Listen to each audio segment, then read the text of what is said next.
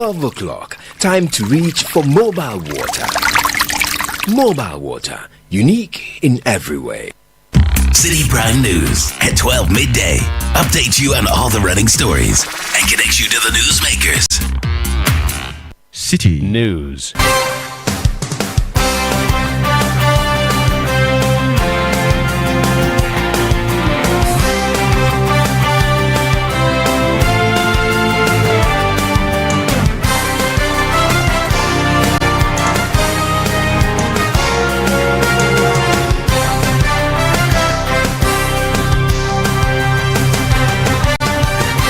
Hello, good afternoon and welcome to the Citi Prime News. The news is live from our studio at Adabraka in Accra. I am Zoe Abubeduado. Coming up, Finance Minister moves to scrap e-levy, betting and emission taxes under emergency bill. God willing, I've just seen the bill for the removal of the e-levy done this evening. So tomorrow morning I'll be laying it in Parliament. And I expect that Parliament will take it under certificate of urgency. Still ahead, minority in Parliament describes the 2025 budget as misleading, whilst accusing Finance Minister of providing wrong figures to tarnish the record of the NPP. It's not just including expenditures that are alien to the fiscal framework, but also shows a clear lack of understanding of the mechanics of the fiscal framework. And this is very surprising to us that the minister will do that. Also, President Mahama warns state-owned enterprises against loss-making or face a shutdown. Loss-making SOEs will no longer be tolerated. They will be swiftly reformed, they will be merged, privatized, or shut down. And later, ad hoc committee investigating chaos that ensued during appointments committee vetting session to present its report next week. This bulletin is also live across our partner stations in the Upper West Region. We're on Tupani Radio 88.5 in Nadoli, Drapa 96.1 FM in Drapa. Upper East Region, Recast 92.1 FM in Bongo Namu. In the Northern Region, we're on North Star Radio 92.1 in Tamale. Northeast Region, Nobia FM 98.1 in Nalarugu. Western Region, Beach 105.5 FM and Sky 93.5 FM both in Takrade. Ashanti Region, Focus 94.3 FM on KNUST campus and Orange 107.9 FM in Kumasi. Volta Region, Sela Radio 97.1 FM in Dabala, Holy FM 98.5 in Aplau. In the Savannah Region, Kasha 99.5 FM in Damago, and in the Bono Region, we're on Greener 95.9 FM in Sunyani. Across the globe, you're live on citinewsroom.com. Citi Prime News at 12 midday. Update you on all the running stories and connect you to the newsmakers. Many thanks for joining us this afternoon. Now, the Minister for Finance, Dr. Kasiela Tofosing, has announced that a bill to abolish e-levy, betting and emission taxes will be presented to Parliament today. This, he says, will be done under a certificate of emergency. He justifies the move for a speedy abolishing of the taxes, describing them as a nuisance. The Finance Minister spoke on Channel 1 TV's Current Affairs program, The Point of View. There should be an incentive for cash-light economy. There should be an incentive for people to be able to pay their money through Momo, not punitive like in the past we used to, like we have the e-levy that we are going to remove. So currently as it stands, if you were to pay your bill via the electronic means like Momo, government of Ghana punishes you for paying that as against paying cash. And it's one of the reasons why we believe that the e-levy must go. And we have announced that. And God willing, I've just seen the bill for the removal of the e-levy done this evening. So tomorrow morning I'll be laying it in Parliament. And I expect that Parliament will take it under certificate of urgency. And if Parliament is able to do that, e-levy will be gone. Have you laid one for the betting tax? Yeah, I'm laying all of them tomorrow. The minister also expressed optimism about a stable currency to support economic growth. He assured Ghanaians that initiatives, including the creation of the Gold Board, are expected to inject about $10 billion annually into the economy. I have faith in the city. I believe strongly that the city will do well. And I do not believe that the city will go down the way others think. Based on the consolidation that we are doing, the fiscal consolidation effort that we are putting in place will mean that the cedi is going to be stable. And so if you are to rush and buy cedi, you may end up burning your hands. And so that is the kind of assurance I want to give to the people of Ghana. That based on the work that we've done so far, I have a lot of confidence in the cedi. And I believe that even by bringing on board the Ghana Gold Board, and we have estimated that the Ghana Gold Board can buy 3 tons of gold every week. And 3 tons of gold every week will give you $280 million. And if $280 million is to come into the economy week in, week out, it will give you in excess of $10 billion within the year. Dr. Kasiela Toforsing is the Minister of Finance and Member of Parliament for Jumaku Inyan Isiam. Now, President John Dramani Mahama has warned that state-owned enterprises making losses will face merger or shut down. President Mahama expressed his concern over the continued financial drain caused by unprofitable state-run businesses, noting that the development burdens the nation's economy. Speaking at a meeting with the CEOs, the president called for enterprises to run more efficiently. Negotiate and enforce performance contracts with heads of entities. 2. Conduct regular in-depth assessment of SOE finances, ensuring transparency and exposing mismanagement. 3. Issue binding directives, implement compliance mechanisms, and intervene directly in underperforming entities. 4. Commission independent audits to identify inefficiencies and financial leakages. And 5. Set and monitor performance metrics with tangible consequences for non-performance. Loss-making SOEs will no longer be tolerated. They will be swiftly reformed, they will be merged, privatized, or shut down. He also threatened to dismiss CEOs who fail to perform and meet targets. We expect something completely different from you. The reports we would look at next year will be the report for 2024. So really, your performance will show when we do the 2026 review. That will show for 2025. And I'm going to come and sit in that review. We'll mark you based on your performances. And if you're not matching with the pace of the reset agenda, you might be asked to step aside.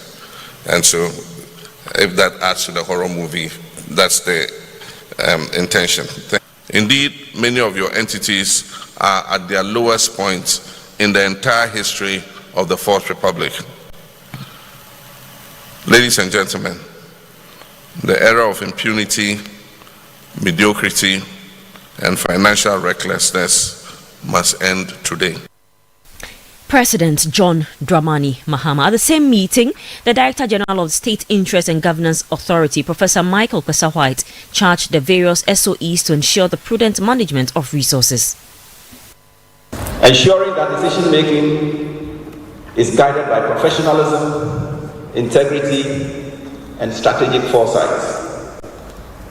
Beyond governance, we must embrace the challenge of transforming our SOEs into world-class enterprises, entities that are not only financially viable, but also globally competitive. The time has come to move beyond survival to sustained value creation. You heard the Director General of the State Interest and Governance Authority, Professor Michael Kwesa-White. For his part, the Finance Minister, Dr. Kasiela Toforsing, outlined measures to help the SOEs ensure profitability. The strategy will include capacity building initiatives to strengthen leadership and operational efficiency. The second will be the enhancement of corporate governance training to ensure strict regulatory compliance in all state-owned enterprises. The third is a financial discipline and strategic decision-making to restore profitability. Your Excellency, I would like to highlight a critical issue facing specific state-owned enterprises. And this has to do with the compliance of the financial reporting obligation. Mr. President, the Public Financial Management Act, Act 2016, Act 921, outlines a clear financial management and reporting requirement for all state-owned enterprises. Section 95 of the Act mandates that State-owned enterprises must prepare annual account no later than 2 months after the end of each financial year. State-owned enterprises must submit audited financial statements to the minister within 4 months after the end of their financial year. That was the Finance Minister, Dr. Kasiela Forcing. Now, the minority in Parliament has criticised the 2025 budget presented by the Finance Minister, Dr. Kasiela Forcing, describing it as misleading. Addressing journalists, the ranking member on the Finance Committee of Parliament, Dr. Mohammed Amin Adam, argued that the 49.2 billion cedis expenditure claim added to the fiscal data by the Finance Minister was erroneous and deliberately framed to paint the Akufo-Addo administration in a bad light. Just lifting a certain stock of expenditure claims of 49.2 billion Ghana cedis and inserting it into the fiscal frame to create an impression as though all those claims were generated in 2024. It's not just including expenditures that are alien to the fiscal framework, but also shows a clear lack of understanding of the mechanics of the fiscal framework. And this is very surprising to us that the minister would do that. Because we expected him to know. And if he doesn't know, we expected him to be advised by the technical people at the Ministry of Finance. We must also note that our fiscal framework focuses on central government operations. Therefore, claims which have not been properly audited can introduce many elements of general government, which is what we think has happened.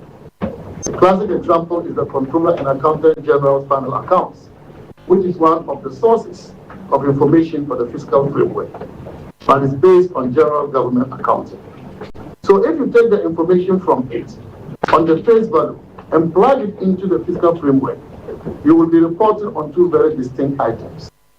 The group also asserted that the 24-hour economy policy of the Mahama government cannot be realized this year. It means no money is to be voted for it. So Ghanaians will have to wait at least until 2026 if we are lucky to have any hope of seeing how this campaign slogan translates into jobs.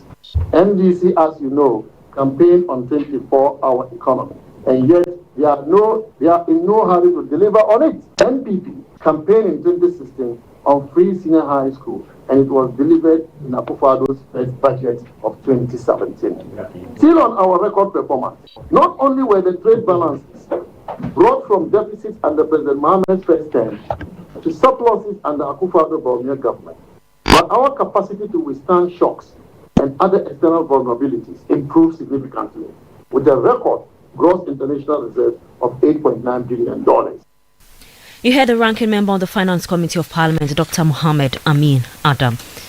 The Minister of State for Government Communications, Phyllis Kwachio-Fosu, has discredited accusations from the opposition that the government has failed to fulfill promises of saving costs with a lean government. According to the opposition, the government has increased allocations to the Office of the President despite claims of cutting government size to save the public purse. But Kwachio-Fosu explains that the increase is to cater to salaries of civil servants of now defunct ministries transferred to the Office of the President for budgetary purposes. Some agencies that used to operate under the collapsed ministries have been moved to the Office of the President for budgetary purposes.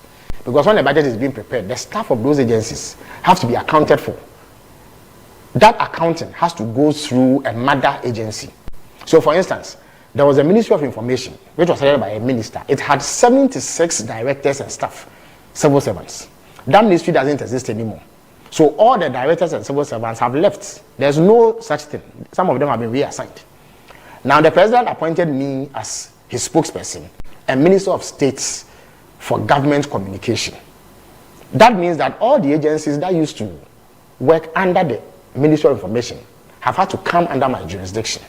So when you see 2.7 billion, it is the salaries of these staff plus all the other agencies that form the Office of Government Machinery that is reflected in that number. That's the Minister of State for Government Communications, Felix Kwachio-Fosu. You're still listening to the City Prime News. Still to come, ad hoc committee investigating chaos that ensued during appointment committee vetting to present its report next week. Please stay tuned. We'll be right back. Citi Prime News at 12 midday. Update you on all the running stories and connect you to the newsmakers. This year, something magical is happening. A celebration of tradition, flavor, and community. Welcome to the Back to Your Village Food Festival 2025. Taste the heart of your heritage with mouth-watering dishes from across the country like Ademe with akple, Tozafi with ayoyo soup, kokonte, apapransa, rare quine, and many more. From rich spices to sweet treats, it's a journey for your senses. We're taking you back to your village. Oh yes, let's recreate our age-old recipes. But it's not just about food, you know. We're celebrating culture, connecting with family, and making memories that last a lifetime. This March, let's come together and discover the flavors that make us who we are. The date is 29th and 30th of March 2025. The venue, Accra Metropolitan Assembly, and the time is 10 a.m. through till 6 p.m. each day. The Back to Your Village Food Festival 2025, where food, fun, and tradition meet. See you there. Interested vendors should call 0558-973-973 or 0205-973-973 to register. The Back to Your Village Food Festival 2025 is powered by Channel 1 TV with support from 97.3 Citi FM and is proudly sponsored by Gino, Goa Natural Cocoa Fruit Juice, and Pan-African Savings and Loans.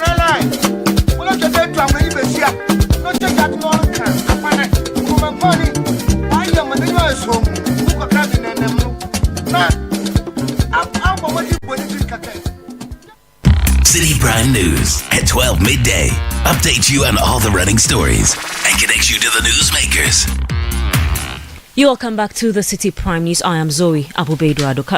Now, the ad hoc committee set out to investigate the chaos that ensued during appointments committee vetting session will present its report next week.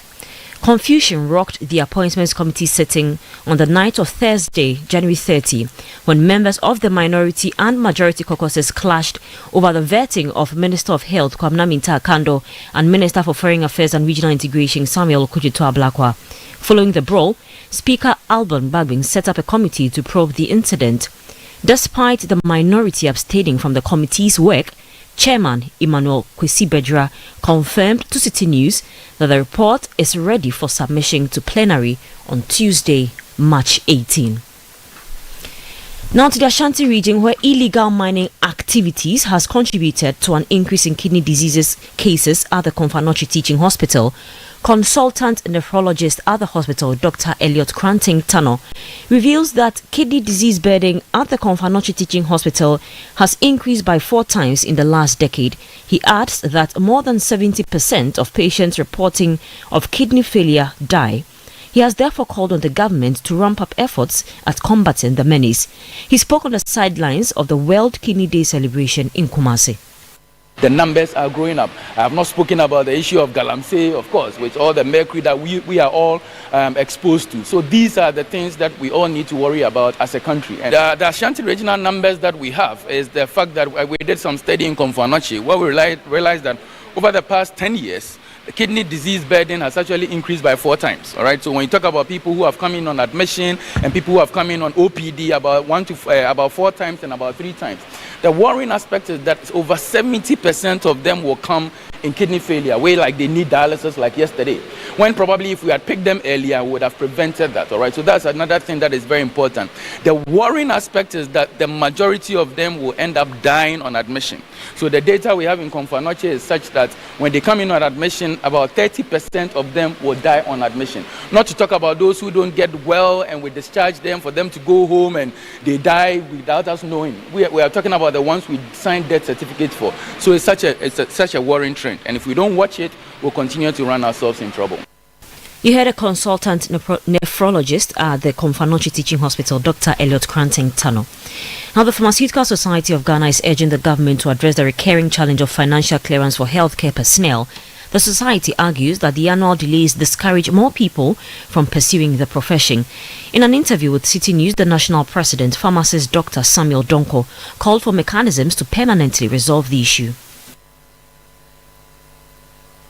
The only thing we would want to ensure and we would want to ask the Ministry of Health to do is that this should never happen again. They need to always prepare and be very proactive to ensure that the financial clearance of pharmacists and other healthcare workers, not only pharmacists, medical doctors and others, comes on timely, especially in a situation where, when you talk about healthcare personnel or healthcare resources, in this country, we all know that we are inadequate according to the ratios established by the WHO. And therefore, when you have professional pharmacists, doctors coming out and willing to work and want to put their service at the disposal of the state, that government should not punish them unduly. And that is what we would continue to plead, that structures must be put in place to ensure that this will not happen again. And that once they finish school, they finish their exams and they're due for the house job, this annual recurrence of delays in financial clearances should cease. There should be a structure to ensure that every year the needed financial clearance is ready for them to be able to go to the field to work or go to the various hospitals to offer their services. He also appealed to the government to allocate additional funds to support Global Fund initiatives that provide medications for HIV, tuberculosis and malaria. I think let me also take this opportunity to also let the Ministry of Health and the Ministry of Finance also capture or find a way of ensuring that with the uncapping of NHI, funds that will be available could also be used to support the Global Fund. You know, Ghana has a counterpart funding to the Global Fund. It's a co-financing arrangement. And sometimes we struggle to be able to meet our parts of the bargain. And this would ensure that we'll have more funds. And by so doing, we are requesting that more funds should be made available to support all the Global Fund initiatives, especially the co-financing part, which is usually termed as the counterpart funding by the Ghana government. This will ensure that medications for HIV, tuberculosis, and malaria under the Global Fund, these are the three key diseases, we would always have these medications uninterrupted. Patients would always be assured to prevent emergence of disease resistance, to prevent emergence of the various organisms developing resistance to treatment, and sometimes even a result in mortalities. And we would therefore ask government that they should pay keen attention to ensure that more funding is released towards the support as far as the Global Fund is concerned. Pharmacist Dr. Samuel Donko is the president of the Pharmaceutical Society of Ghana. Now, the Coalition of Youth Development in Ocheman has accused Tamale Central Member of Parliament Murtala Mohammed of repeating his remarks against the late Dr. Joseph Boakye Dankwa, despite a petition to Parliament demanding a retraction and apology. The group, which submitted its petition on March 7, urged the Speaker to compel the MP to apologize on the floor of Parliament. However, they claim that instead of issuing an apology, Murtala Mohammed reiterated similar comments on social media. Speaking to Citi News, the coalition's convener, Akumeni Nyeboa, expressed confidence in the Speaker's ability to address their concerns fairly. I realized he went on his Facebook page to, write the same derogatory comments he made that we were petitioning about. So, somebody whom we have accused of making the derogatory remarks about the President crash, and we have petitioned the Speaker of Parliament, goes to the on the Facebook page to write the same derogatory remarks and even more about the President. When he does not show any sign of remorse, so why should we contact him? That's why we have not really made any attempt to contact him. No, we have to stand. We are here to hear from the Speaker of Parliament himself. So we are still waiting patiently for an update from them.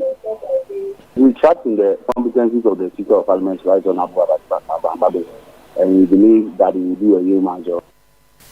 Akumeni Nyeboa is convener for the Coalition of Youth Development in Ocheman. The leadership of the New Patriotic Party in the Suhum constituency of the Eastern Region has expelled 243 members on grounds of forfeiture of membership. There was unrest within the NPP in Suhum after former Member of Parliament Kwadwo Asante-Boafo contested the parliamentary seat as an independent candidate after losing the internal primaries to Frank Isiedu-Bekwin. According to the party, the expelled persons violated the constitution of the NPP by openly supporting and campaigning for independent candidates and other parties in the lead-up to the 2024 general elections. Following a post-election review, the party has resolved to dismiss the members and executives who failed to support the party's chosen candidate. Now, the president of Ghana Athletics, Bawa Fuseini, has charged the new head of the National Sports Authority, Yao Ampofo-Ankra, to prioritize restoring public confidence in the institution. The NSA has come under intense scrutiny in recent years, particularly regarding the management of national stadia. Former leaders, including Professor Peter Chumesi and Doji Numekwevo, faced heavy criticism on issues of mismanagement. Speaking to Citi News, Bawa Fuseini expressed confidence in Yao Ampofo-Ankra's ability to turn things around, stating that he is capable to justify his appointment. He is capable and he's qualified, and I believe that he will be able to achieve give the reason why he has been appointed to head the National Sports Authority. All of us are there to support him, and I'm very hopeful, and I know what Yao can do, and I have a strong conviction that Yao will succeed. His immediate task on the National Sports Authority is to regain the public confidence and the integrity of the National Sports Authority. For me, image or reputation of institution is very, very critical. So what he needs to do as quickly as possible is to work to restore the image of the Sports Authority, and afterwards he can implement his own ideas or the ideals of the ruling government who are put him there. But if you ask me, the first thing he has to do is to restore the integrity of the Sports Authority, bring back the federation under his authority so that everybody goes through him to the ministry. You are the president of Ghana Athletics, Bawa Fuseini. A total of 16 students at the University of Ghana have been penalized for various offences, including plagiarism, falsification of documents, inter-hall conflicts and drug possession. A lecturer identified as Dr. Samson Obed Apia has also been sanctioned for sexually harassing a member of the university community. According to the university's management, Dr. Obed Apia has been suspended from the university for 2 semesters in accordance with the statutes of the university. In a statement signed by the registrar, the university assured the public of its commitment to maintaining both academic and ethical integrity. Now, broadcast journalist and media personality Kofi Adoma-Waweni has spoken for the first time since a musketry firing incident that allegedly impacted his eye. The incident happened during a festival in December. Here is Kofi Adoma narrating the incident to the media.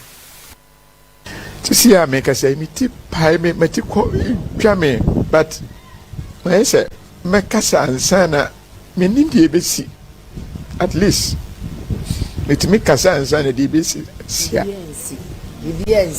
at least my kasa. As I speak, my head is aching terribly, but I feel compelled to share my story. I am uncertain what the future holds, and I want to voice my experience before anything else happens. At least, if I can speak out beforehand, I'll find some relief. Many people didn't believe my account of the incident. Some even suggested it was just gunpowder in my eyes. I was shocked by some of the comments. It's disturbing to think that my own people could do this to me. The doctor who treated me in Accra was astonished by the extent of the damage to my eye. He advised that I seek further treatment elsewhere, but promised to do his best. I've been struggling to sleep at night. The images that flash before my eyes when I close them are too distressing to share. When I got here today, it dawned on me that this could have been my funeral. This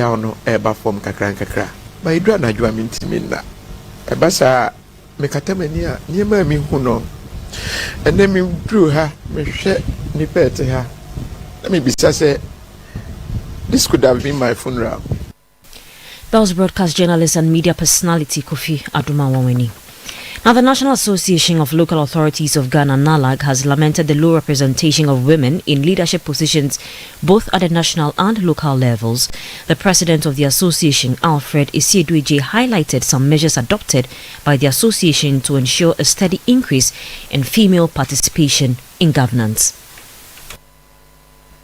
The World Economic Forum Global Gender Gap Report shows that At the current pace, it will take over 130 years to achieve full gender parity. In Ghana, while women make up to 50% of the population, their representation in governance and decision-making remains disproportionately low, a challenge that directly impacts policy making and community development. If we are to build a prosperous Ghana, a Ghana that competes on the global stage, then we must remove the systematic barriers that hinder women's progress. At NALAC, we recognize that inclusive leadership is not just about fairness, it is about efficiency. We are implementing policies to accelerate the participation of women in governance. That was the president of the National Association of Local Authorities of Ghana, Alfred Esiedweji. That'll be all for this edition of Citi Prime News, which came to you live from our studio at Adabraka in Accra. Log on to citinewsroom.com for more news. I am Zoe Abubedu Ado. Thank you for listening. Citi News, we speak first.